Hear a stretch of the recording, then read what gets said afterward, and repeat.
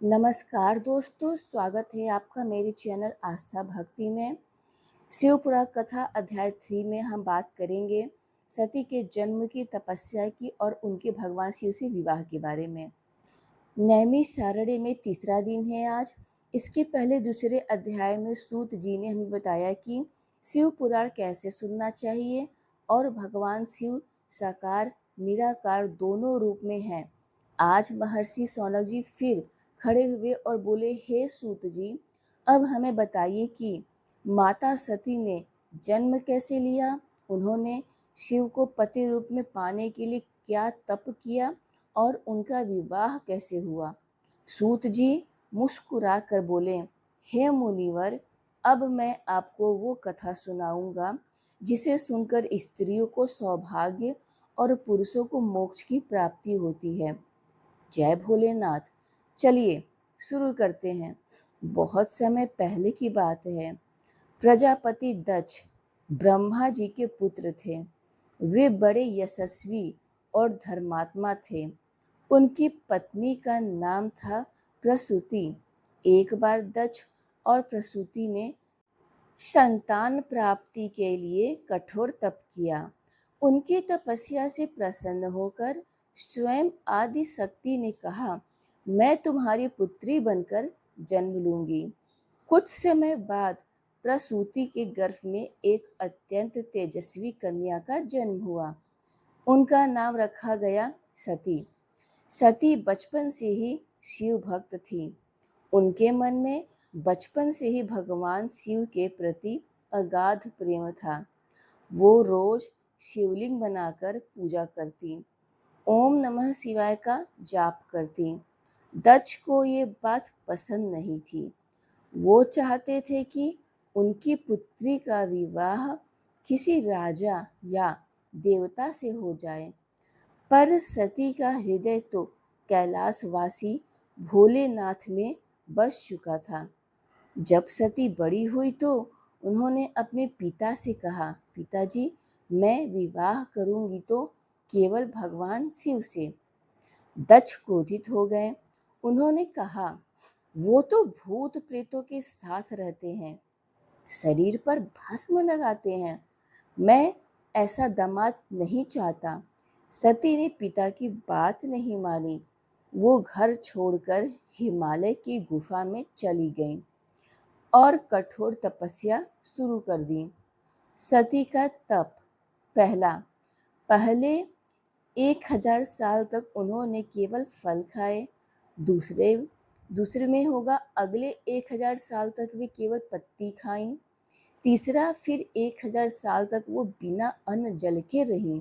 चौथा, अंत में उन्होंने सांस रोककर तप किया। गर्मी, सर्दी, बरसात कुछ भी उन्हें विचलित नहीं कर सका। उनके तप की अग्नि से तीनों लोग कांपने लगे।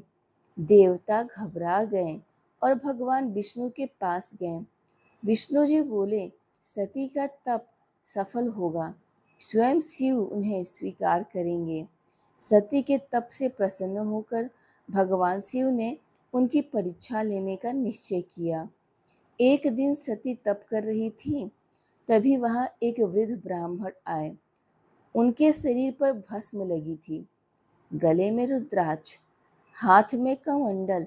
ब्राह्मण बोले, बेटी, तुम किसकी तपस्या कर रही हो? सती बोली, भगवान शिव की। ब्राह्मण हंसने लगे, अरे पगली, शिव तो शमशान में रहते हैं, उनके पास न घर है न धन, तू उनसे विवाह करके क्या करेगी? मैं तुझे किसी राजा से विवाह करा दूंगा। ये सुनते ही सती क्रोधित हो गई। उनकी आंखों से अग्नि निकलने लगी। वो बोली, तुम शिव की निंदा करते हो, चले जाओ यहाँ से। तभी वो वृद्ध ब्राह्मण अंतर्धान हो गए और सामने भगवान शिव प्रकट हो गए। जटा में गंगा, गले में सर्प, हाथ में त्रिशूल। शिव जी बोले, सती, तुम्हारे तप से मैं प्रसन्न हूँ, मांगो क्या वरदान चाहिए। सती ने आंसुओं से बोला, प्रभु, मुझे अपना अर्धांग बनाइए। शिवजी मुस्कुराए और बोले, तथास्तु, मैं तुमसे विवाह करूंगा, शिव जी ने नारद मुनि को दक्ष के पास भेजा और विवाह का प्रस्ताव भेजा। दक्ष को बहुत बुरा लगा, पर ब्रह्मा और विष्णु के कहने पर उन्हें मानना पड़ा। विवाह का दिन आया। शिव की बारात निकली। आगे नंदी, पीछे भूत प्रेत पिशाच गंधर्व। शिवजी बैल पर सवार, शरीर पर भस्म, गले में मुंडमाला। ये बारात देखकर दक्ष की पत्नी और अन्य स्त्रियां डर गईं, पर सती गर्व से बोली, यही मेरे स्वामी हैं। हिमालय पर विवाह हुआ। ब्रह्मा जी ने मंत्र पढ़े, विष्णु जी ने कन्यादान किया। शिव और सती का विवाह पूरे ब्रह्मांड में उत्सव बन गया। देवताओं ने पुष्प वर्षा की। विवाह के बाद शिव और सती कैलाश चले गए। वहां सती ने शिव की सेवा में अपना जीवन समर्पित कर दिया। सूत जी ने कहा, हे शौनक, जो स्त्री इस कथा को श्रद्धा से सुनती है उसे अखंड सौभाग्य प्राप्त होता है। जिसका पति नाराज हो वो इस कथा को सुने तो पति प्रेम करने लगता है। जिसके संतान नहीं है उसे संतान सुख मिलता है। इस कथा से हमें 3 सीख मिलती है। पहला, सच्चा प्रेम। सती ने दिखाया कि सच्चा प्रेम त्याग मांगता है। दूसरा, दृढ़ निश्चय। लक्ष्य पाने के लिए कठोर तप जरूरी है। तीसरा, पति की इज्जत। शिव की निंदा सुनकर भी सती ने सहन नहीं किया। तो दोस्तों, ये थी माता सती और भगवान शिव के विवाह की पवित्र कथा। अगले अध्याय में हम सुनेंगे कि कैसे दक्ष ने यज्ञ किया और सती ने अपने प्राण त्याग दिए। अगर आपको ये कथा अच्छी लगी हो तो कमेंट में लिखिए।